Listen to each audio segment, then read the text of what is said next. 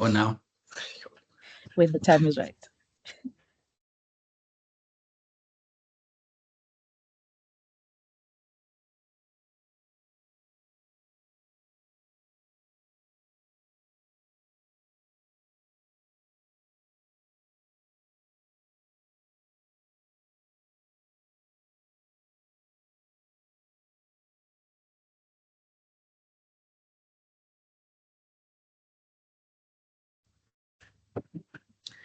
Good morning, ladies and gentlemen.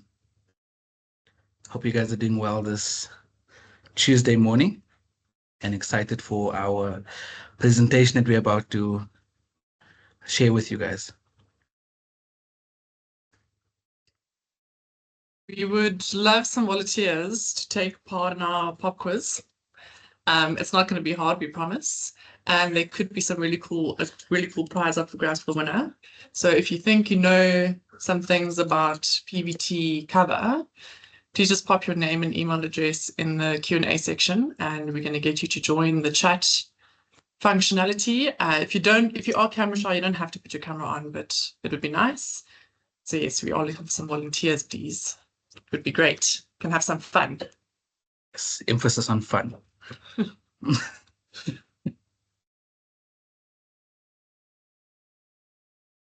Otherwise, we're going to pick some people, some names we recognize. Here we go. Just going to give it a few minutes for people to join, and then we will get started. Okay, we've got one. We've got some names in. We've got some names in. Exciting. Exciting. Good morning, good day, good night.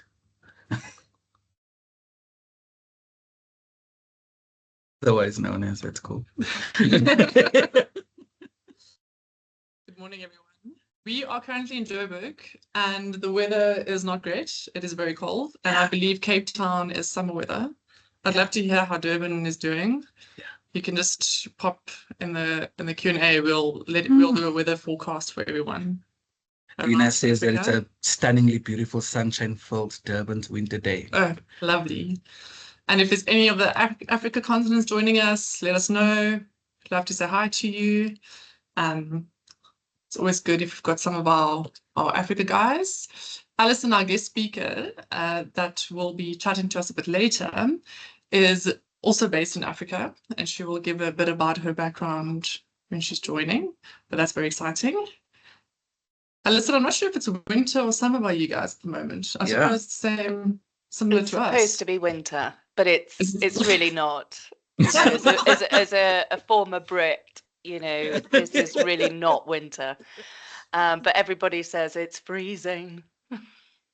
Oh, shame. So for you, it's like a nice autumn, spring. Yeah. For everyone else, it's winter. Exactly. Okay. Cool. How many names do we have? I think we just had two. Two, okay. We're looking for email addresses as well. If you can pop your email address in, that'd be great. Hey, what was that one? Yeah, that was the one we counted. The two. There's two, okay. Yeah. Cool. We need 2 more volunteers, please. If you know anything, or you think you know some stuff about PV, or just got a slight understanding, it's going to be very easy. Yeah. We're just going to have a few questions on PV. I think it's about 5 questions. Yeah. So not too stressful. And if you're camera shy, you don't have to put your camera on, but it would be nice. Yeah, join us. It's going to be a quick, just little quiz, and there'll be a little prize for the winner that we'll send to you. So it's exciting. A little iTOO prize. And as always, as hosts, we're not allowed to compete. So we do need you. We might get Alison to. We might throw Alison in. Yeah. See if Alison knows the insurance side. Okay, cool. The number of attendees this morning is beautifully high. Quite exciting. We'll get started in about a minute. Yeah. I always feel like we're missing like some music for that section. I don't know. Do we have like our volunteers? We have 1 volunteer set up. Okay. Oh, 2. Oh, no. Oh, that's Joy. Just go to use it. It's just this person. But she can't. Go to number screen 2. Just family. It's just family. Just family. Yeah. Cesar, will you let us know if we're able to get the people on to join? Otherwise, we'll just let them answer in the Q&A section. Yeah. Okay. But I have promoted Bernhard and Gisela. Okay. Oh, thank you. Thanks. There's also Aniki also in the beginning gave her details.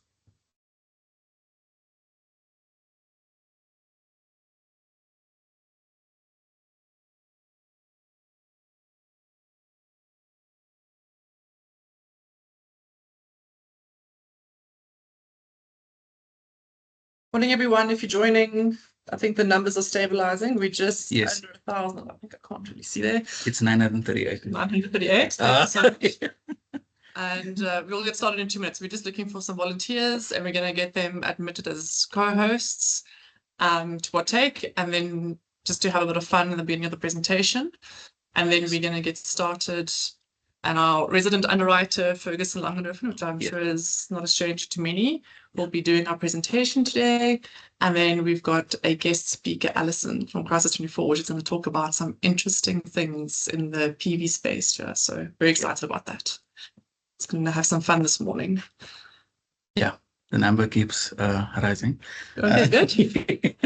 Cesar, will you let us know when we can kick off? I think if we've got 2 or 3 people on for the quiz, it's great. We can start, Tammy. Cool. Can they unmute? Can we just test that? It was Aniki, Bernhard, and is it Giselle? That was the one. Yeah, Gisela. And Gisela. Yeah. Great. Thanks for being brave enough to partake. We're excited. So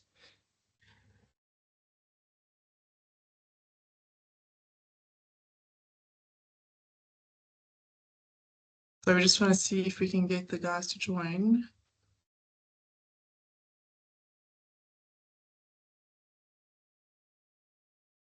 Okay. If you guys can just unmute yourselves and just say hi, that'd be great. And then we can get going. Yeah.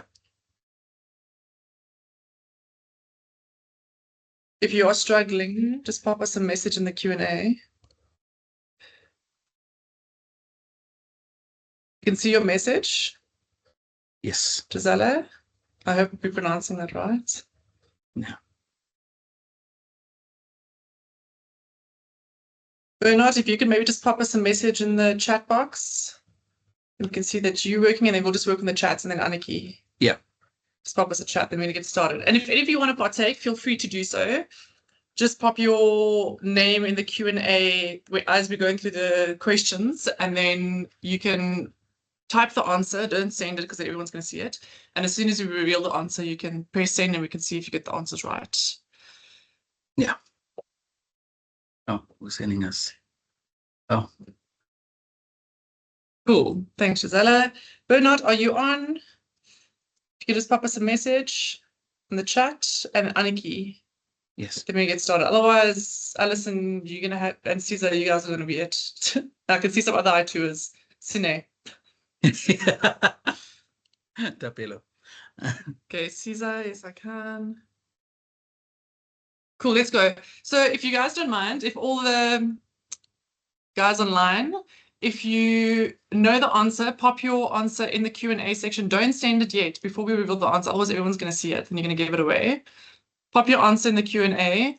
If the guys that are joining us can unmute yourselves, please do. Fastest fingers first. So if you say your name the fastest, you can get your answer. And we will keep track of who gets how many right answers, and we will send you a little prize. Just to welcome everyone, welcome to our iTOOsday. We are very excited about this very interesting and topical topic today. And I've got Ferguson with me. He's our resident underwriter on the PVT business at iTOO. And we've got Alison online. And Alison is going to be chatting to us a bit about some interesting scenarios. And Alison is from Crisis 24. She'll introduce herself. But yes, we're very excited to have you all online.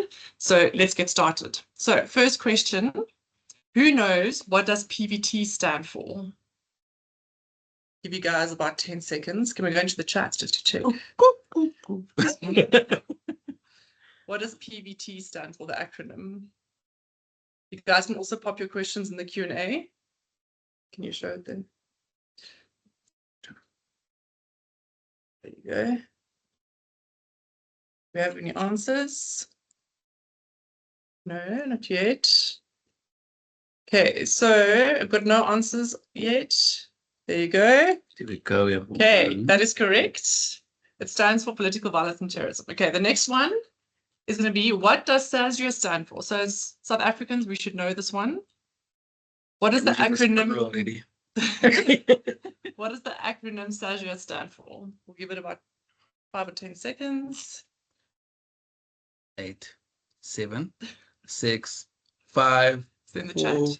3, 2, 1. Okay, so SASRIA stands for South African Special Risks Insurance Association. And just a little fun fact, so in 2021, which we all were very, very aware of, the Free Zuma July riots cost SASRIA over 32 billion rand. So that's quite scary. It's also scary how quickly things can escalate and just the claims can be so high. Okay, next one. What does PTS stand for? Give you guys about 5 or 10. You're welcome to pop your answers in the Q&A. 5, What does PTS stand for, the acronym? 3, 2, 1. Okay, cool. So this is an acronym that it's not used as commonly, Yeah. but you do see it every now and then. And I think it's also nice for all of us to know about this. It does stand for political terrorism and sabotage. So it is exactly what PVT is. It's just another name for it. And you will sometimes come across this name. The OG name. Yeah. Yeah, the original name. Yes. Okay, this is a common terminology in your normal commercial insurance. Yes. So what does PD and BI stand for? Got some answers coming through. We will track the answers and we will get in touch with you for your prize. I love the Collate question them. mark in the one answer. Don't know either. Yeah. Okay, so what does PD and BI stand for? Yes. So this is common terminology. It's property damage and business interruption. So this is covers that you will receive in your normal commercial insurance as well as your PV insurance, which Ferguson will touch on a bit later. Yes.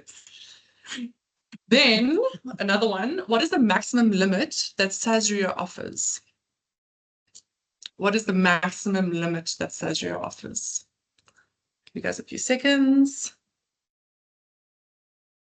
Fastest fingers first.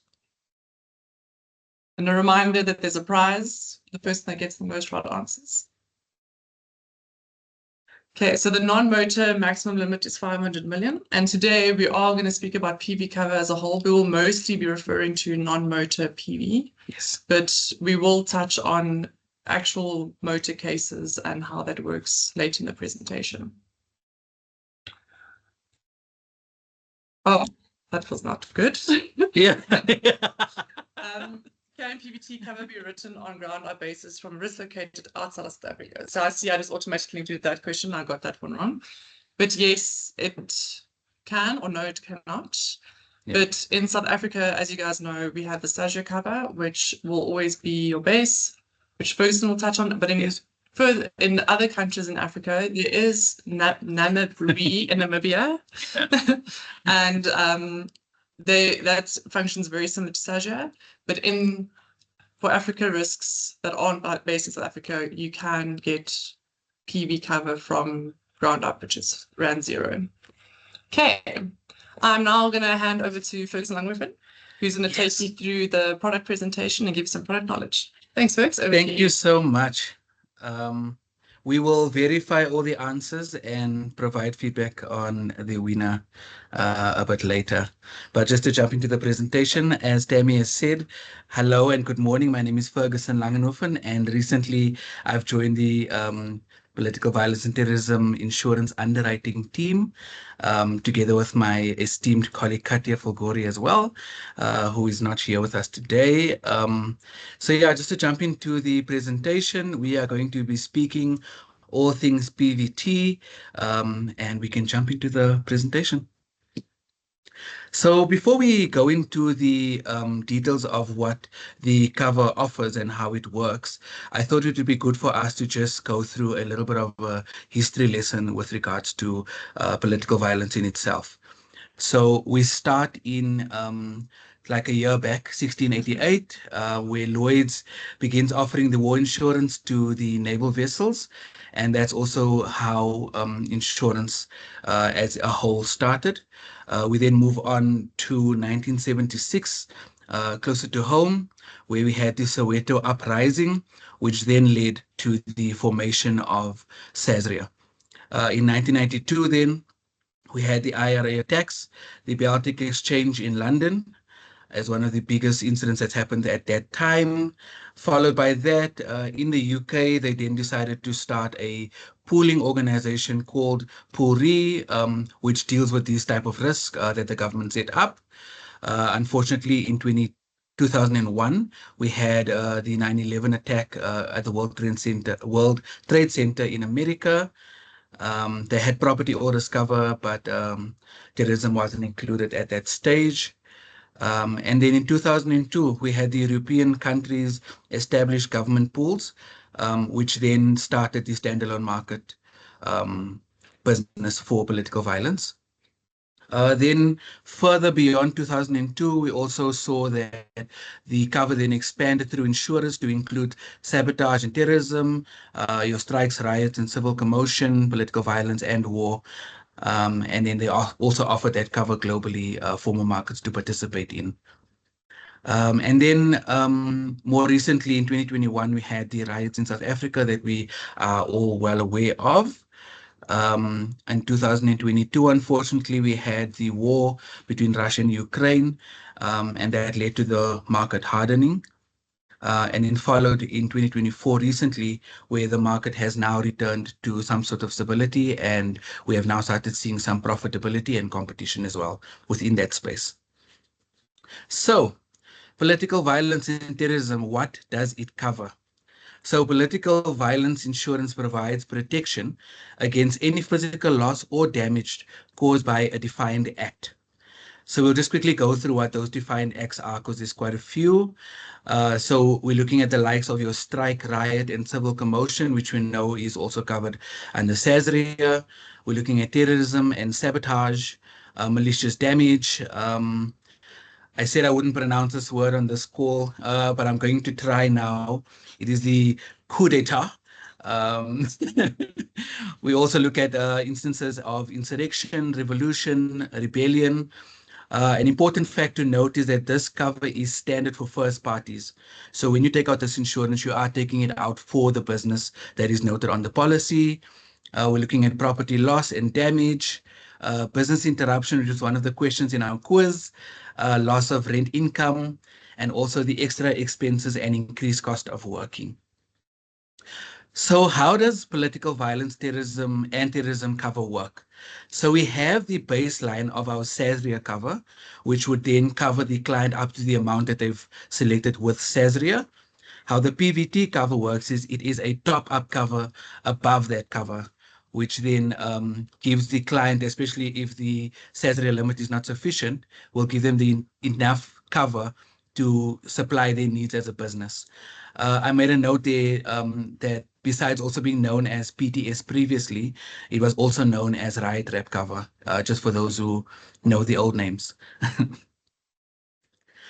So when we're looking at PVT insurance, what we are trying to do is just discuss some of the underwriting considerations that normally go with underwriting a insurance policy of this nature.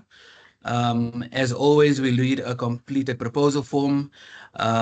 Main factors are the client's name and the type of industry, which is quite important. The full business description as well. The requested cover, You'll find out when you do deal with covers of this sort that clients might come forward and ask for just property damage cover, or they'd want a combination of your property damage and business interruption as well. They'd either include terrorism or not. And that's obviously with a discussion with your client. We then look at the limit and the deductibles that the client needs. Quite important to us is the schedule of locations, and we require this information in an Excel spreadsheet purely because it can get a little bit messy, determining the locations and the information that pertains to them. That's why we prefer that in an Excel spreadsheet, as well as the split in the values for each location, which is split between your property damage, your business interruption, as well as your total sum insured. We also have an option for you to decide which wording he would like us to consider when giving you a quote. The security measures basically just give us an indication on the safety that the company or the potential insured has put in place should an incident happen. And I can say in this respect that having sufficient risk mitigation strategies and security measures does go a long way in providing a better quote. And last but not least is the claims history for at least 5 years for any political violence and terrorism related cases. Cool. So I think it would be remiss of us not to mention the common exclusions that go along with the PVT cover. So the first one, which I think we're all familiar with, is the NCBR, which is your nuclear, your chemical, your biological, and radiological weaponry risks. We will not look at that as a PVT product. We do not cover cyber within our cover. We also do not look at World War. We do not cover theft within this cover. Aircrafts and ships are not included in these covers as well. And the last point that I would just like to clarify. So we say that we cover political violence and terrorism cover. Political risk, however, is quite a different cover. Political risk looks at, for example, confiscation, nationalization of assets by the government. So those type of risks are not covered under this cover. And we just want to make the distinction between those two.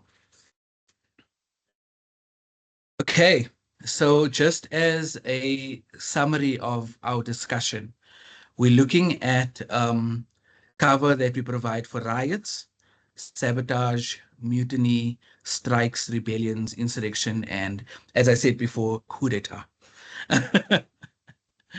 What is included in the cover is your property damage for any damages to your assets, business interruption for the duration of the incident to keep a business going, and also your contingent business interruption, which will include your named customers and suppliers, your public utilities, as well as your prevention of access.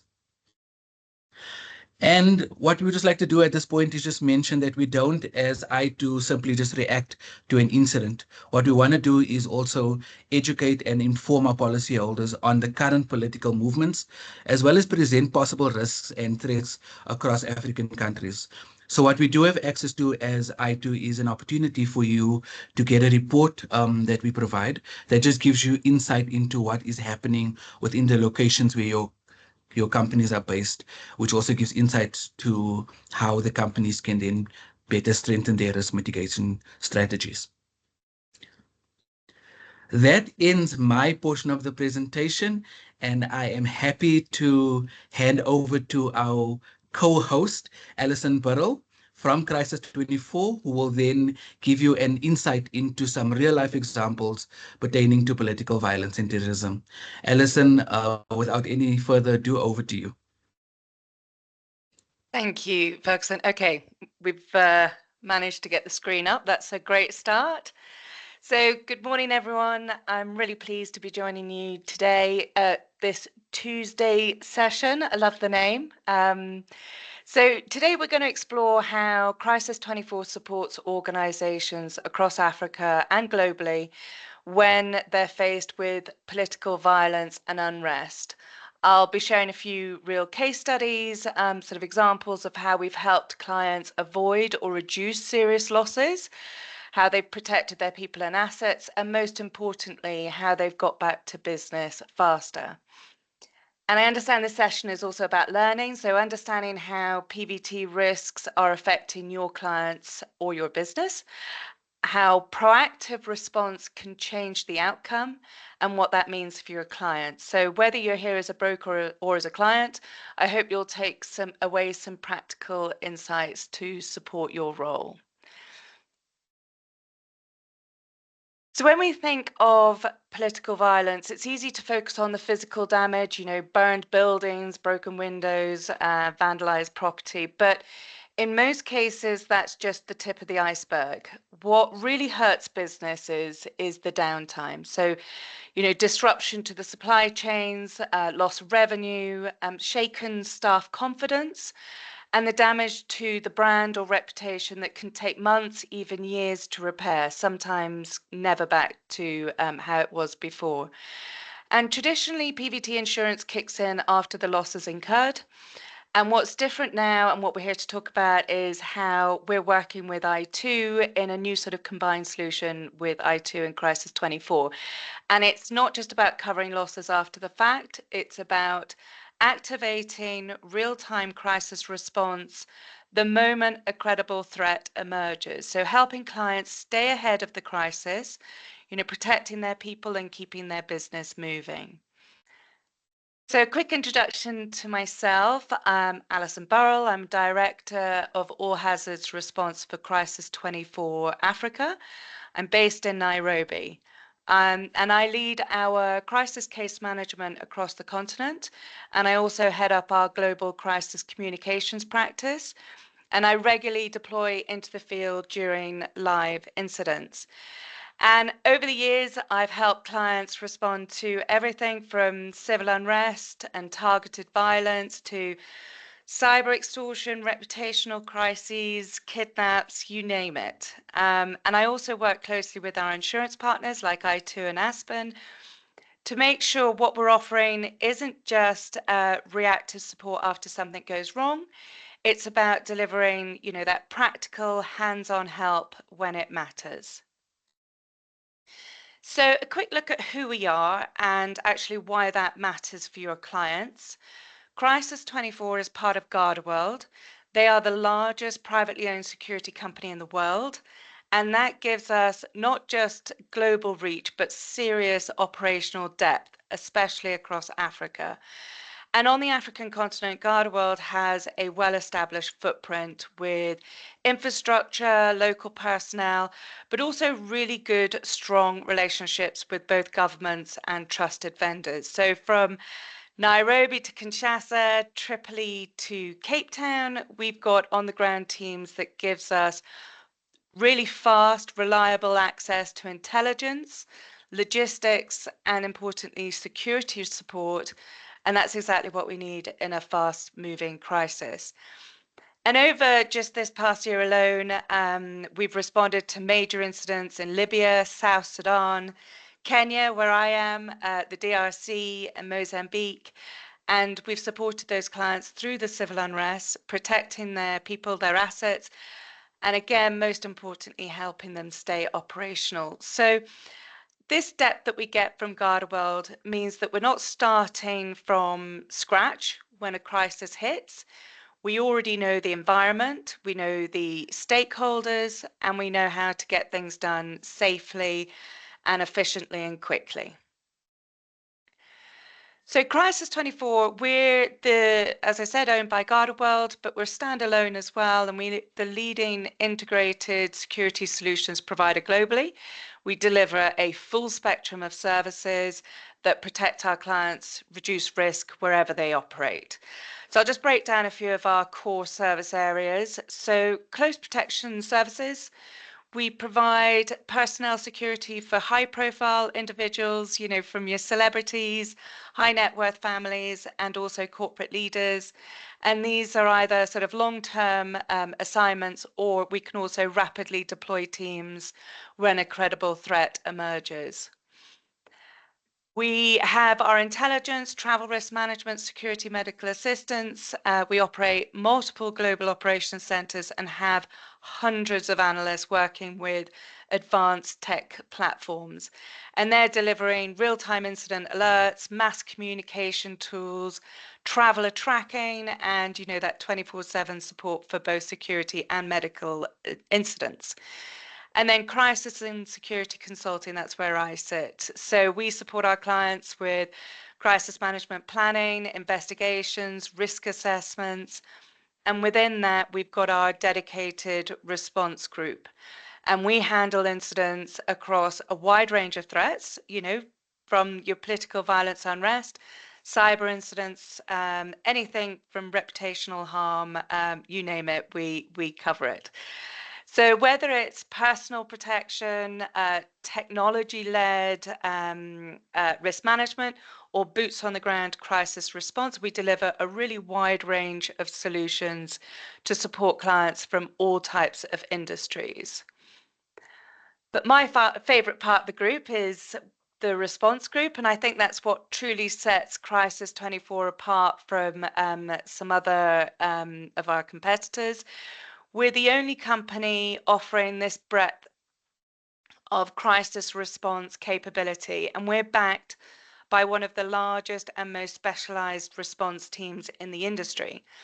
We have responders strategically located across the world, which means we can rapidly deploy the right experts to support your clients, whether that's, your typical sort of former special forces, but we've also got legal advisors, crisis communicators, trauma specialists, law enforcement veterans, or cyber experts. So it's this combination of these wide, diverse skills that sets, that allows us to deliver a truly sort of holistic response, one that looks at a full picture, not just one single risk. And within our response group, we have 3 specialist teams. We have our special risk team, which cover kidnap, ransom, hijackings, threat, extortion, product risks, product recalls, product safety issues, and all hazards response, where I sit. And the all hazards team responds to everything outside the other 2 groups. So that includes the PVT related incidents, but also evacuations, active assailant situations, etc. So essentially, we're problem solvers and, ready to step in, support our clients when they're facing, sometimes incredibly complex, but always high pressured situations. And we're very fortunate because we are supported by a fantastic digital insights team who monitor the online and dark web space, giving us the intelligence we need to stay ahead of incidents, but also understand the sort of full scope of an incident. And the insurance industry has trusted Crisis 24 for over 30 years, and we understand the pressures clients face. We know how to operate effectively in fast-moving, high-stakes environment. And ultimately, our role is to bring calm, structure, and support when it's needed most.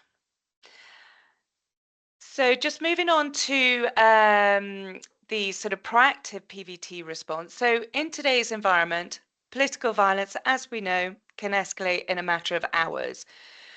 Riots, militia activity, civil unrest can sometimes erupt with little warning.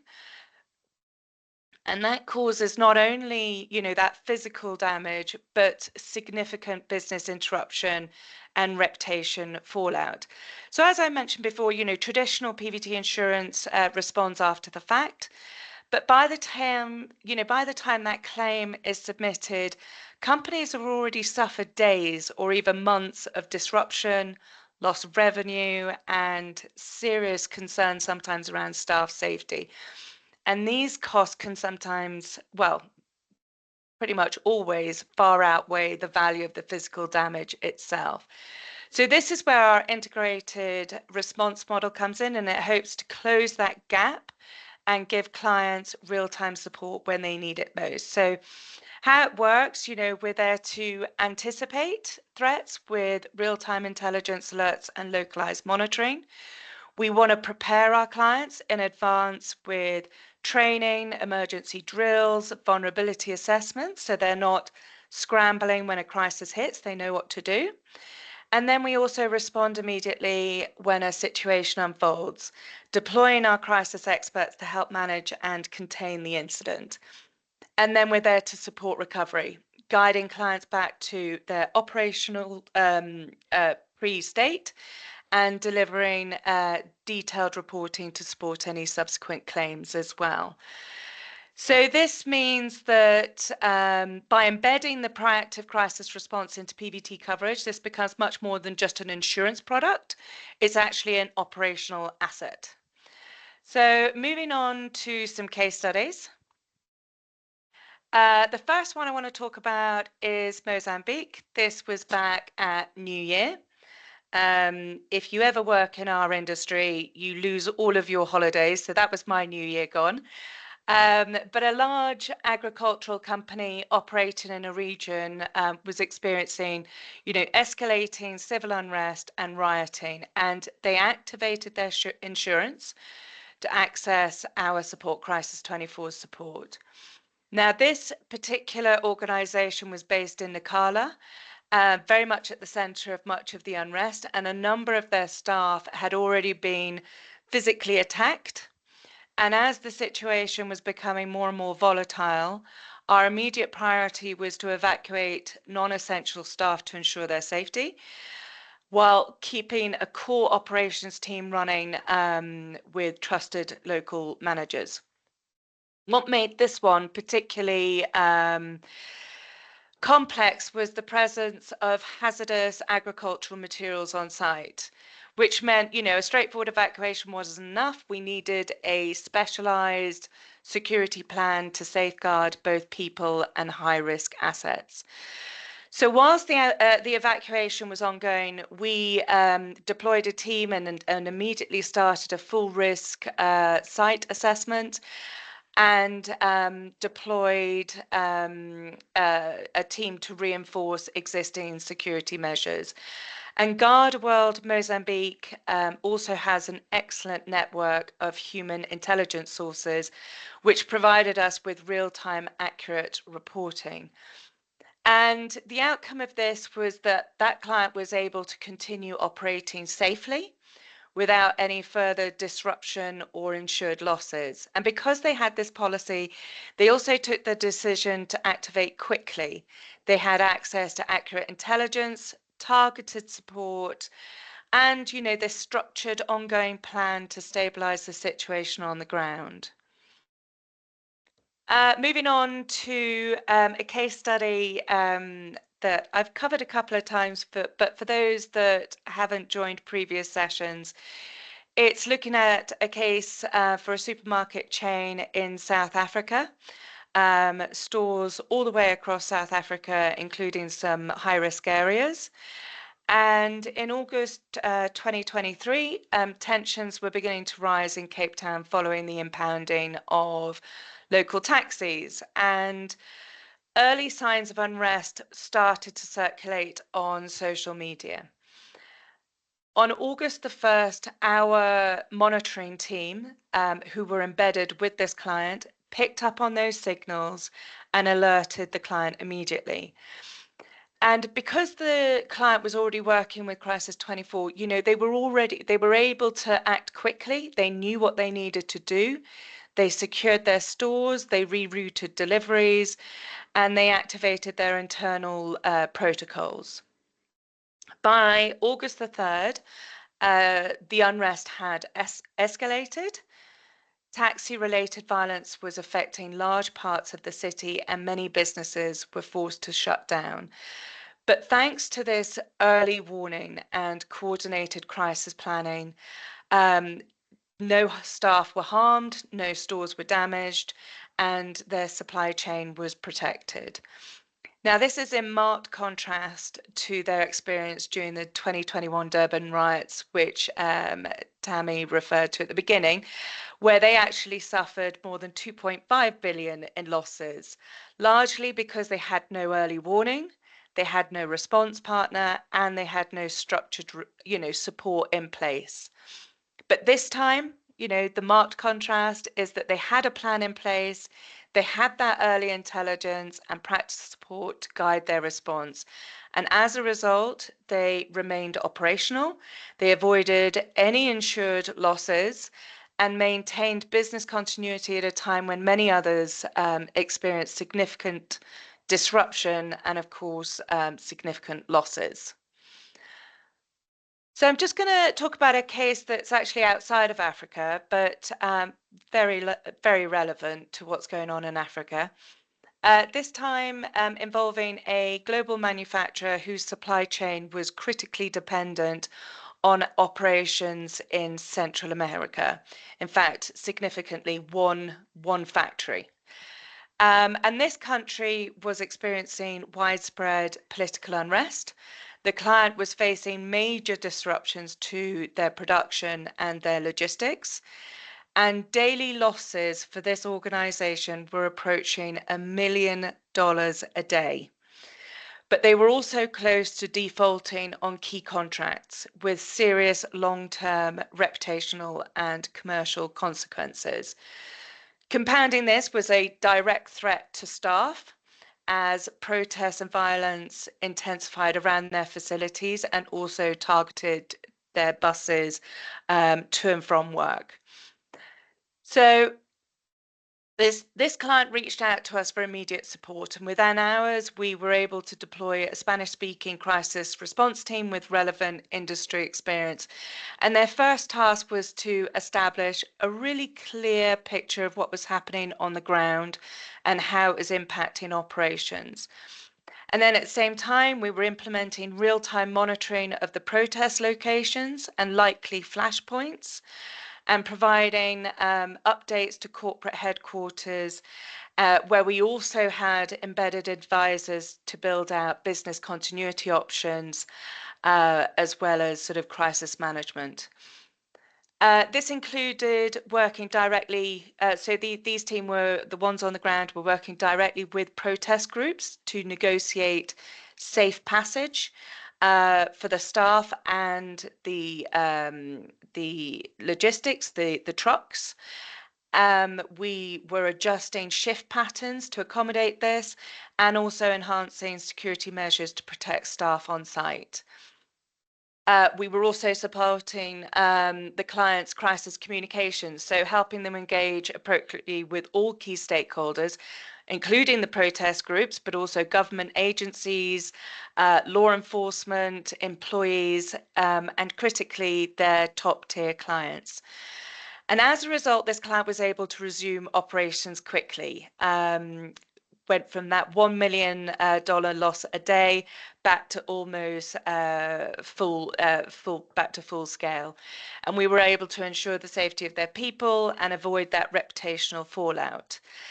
But most importantly, this client saw the value in this, and they developed with us a broader global resilience framework. And this included critical sites across Africa. The last case study I'm going to talk about is a major international engineering firm which had critical sites across France, several of which were severely impacted by the Gilets jaunes protests, the yellow jackets. So these protests brought about widespread disruption, you know, roadblocks, strikes, boycotting, that not only affected day-to-day operations, but began also to generate severe sort of reputational risk for the business, you know, especially around client delivery timelines and also workforce safety. So the client's priority was to monitor the evolving situation in real time so that they could make informed decisions and adapt their operations quickly. They didn't want to wait for incidents to hit. They wanted to stay ahead of them. So we supported with the client with a dedicated analytical team, 24/7 monitoring, sort of providing that near real-time reporting. And we also established direct communication lines with the client's internal security team, and then agreed on immediate response protocols should the situation escalate further. But the key element of this support was that ongoing monitoring of the protest group activity, allowing the client to anticipate disruptions at specific locations and then adjust movements and staffing accordingly. And we stayed embedded with the client both at the crisis management but incident management sites throughout the duration of the unrest, and helped ensure that the client could continue operating with minimal disruption while protecting staff and reputational interests until, the calm returned. So before we wrap up, I just want to take a moment to zoom out and look at the broader picture. So the data on this slide speaks for itself. The chart on the left shows a clear upward trend in civil unrest incidents across Africa from 2015 to 2024. And I think we're all in agreement that it's not slowing down, particularly when you see on the right-hand side, this is a snapshot from just 1 month. So June 2025, so just last month, where ECLED recorded nearly 400 incidents in Somalia and over 270 incidents in Kenya alone. So you can see that demonstration hotspots span, North, East, Southern Africa. Countries like Morocco, Kenya, and South Africa are seeing repeated waves of disruption, often linked to fuel prices, taxation, political transitions, or labor disputes. And this isn't a fringe risk. So for many African businesses, political violence and civil unrest have become the most immediate and under-addressed external threat, disrupting their operations, isolating their assets, threatening staff, and damaging reputations. And yet, most businesses still treat these as after-the-fact insurable events, not as live manageable risks, which they can do through their insurance. And that's exactly where this new sort of iTOO and Crisis 24 product comes in, because it's designed to close that gap between those emerging threats and timely, effective response. So in summary, what does this mean in practice for your clients? It's a shift beyond just the payout towards real-time active risk management, meaning practical support and not just financial compensation. We will provide immediate activation and expert guidance, so clients don't have to wait for a loss to escalate. They can get help the moment a threat is identified. And this is especially critical when it comes to business interruption, which we've seen in several of the case studies is often the most damaging and least recoverable impact, and where it costs the insurance the most. And it's about protecting what matters most before it's lost. So people, operations, supply chains, and reputation. And importantly, this is a new offering in the African market, and it reflects the realities clients are facing on the ground today. So it offers this proactive solution that, amongst our clients is already proving its value. So given the current threat landscape, I hope this session has highlighted why a proactive model matters now more than ever. So do please feel free to reach out to me on LinkedIn if you'd like to discuss anything further, and I'll hand back to Ferguson and the IT team. But thank you very much. Thank you so much, Alison, for that very insightful presentation. I think you've done an incredible job of just making our audience aware of the importance of this cover, and also giving them the value add of explaining what you guys do when there's an instance that occurs, and also showing the value of partnering up with us for your clients. We have put out a message to those who'd like to ask any additional questions to myself or to Alison. We do have one question that's come through. Hugo just asked what the per event annual limit is that iTOO can write. Tammy, would you like to? Sure. So here we can, let me just put my camera on. I2 currently we can assist with 500 million rand for your clients. That is not to say that we will always offer that full limit. It depends on where the client is based, previous incidences, what they do in their business, and we will take all those risk considerations, and then we will put out a limit. And in South Africa, it will always be in excess of SASRIA. In Namibia, always in excess of NASRIA. And then other African countries, it will be from ground up. So but reach out and we can chat further about that. Well, then we've got another question here from Huhu. What deductible level will apply to PD and BI? First, do you want to? So the deductibles are also dependent on the insured's needs, and then we also just check based on what they do as a business and where they're located, amongst other underwriting considerations, to determine whether we can offer that deductible that the client proposes, or whether we can give more or less. But we would obviously advise you on the reasons behind that. We do take the underwriting of these risks quite seriously. As you can see through the presentation, it's quite a big risk undertaking. So through the underwriting information provided to us, we will then decide whether we can offer the deductible proposed by the brokers and clients, or whether we could even give more. Yeah. And we will always, like I said, we always sit in excess of SASRIA. So SASRIA's deductible will be seen as the deductible on the policy. Yes. And then obviously there's the time deductible in terms of business interruption. So depending if the client's looking for 14 days or 7 days, then what we might do is say if the client wants a smaller time deductible, there might be an increase in premium. So we can do different options for the clients.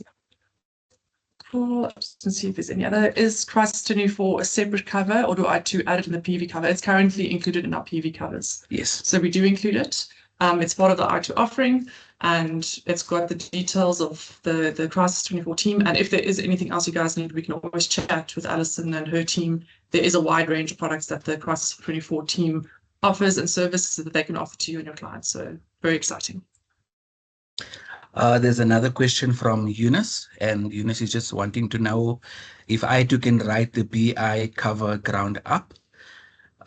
We could possibly look at offering the cover ground up, but as we continue to mention, the underwriting information submitted does give us a clear standing on whether we can offer it, depending on the client, or whether we'd have to have something as a primary, just as a buffer before our cover gets triggered. Yeah. So it's really risk dependent. Yeah. And then Eunice, also you'll have to just get special dispensation from SASRIA to not place it with them, and then we can look at that as well.